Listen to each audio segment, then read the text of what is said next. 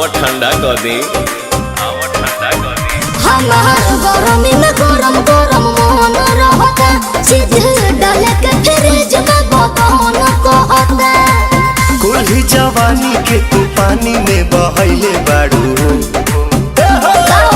एके ओढ़निया कहाँ बिछैले बाड़ू, एके ओढ़निया कहाँ बिछैले बाड़ू। जरी हरियरी दाग ललका लगैले बाड़ू, एके ओढ़निया कहाँ बिछैले बाड़ू।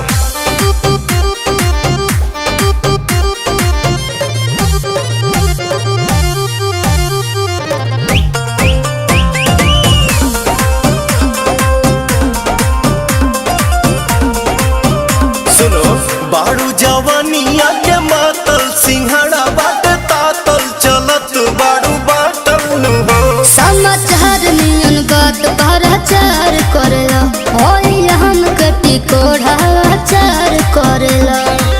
घाम में जाम का कबेरा चरैले बाड़ू, बोला एके ओढ़निया कहाँ बिछैले बाड़ू, एके ओढ़निया कहाँ बिछैले बाड़ू।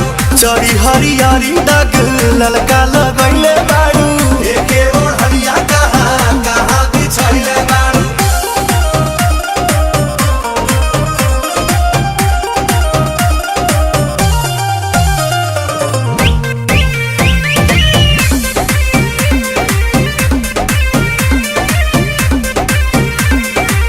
पढ़े तू जालू स्कूल, घूमेलू रोज पुल, भइल कहाँ भूल नु हो। ईसा बहल में तो कवन हो बावल लगता, अंशु तो हरे कोनो चाल लगता। सूरज पवन के भी मन जुड़वैले बाड़ू, ना हो एके ओढ़निया कहाँ बिछैले बाड़ू, एके ओढ़निया कहाँ बिछैले बाड़ू। चरी हरियारी दाग ललका लगैले बाड़ू।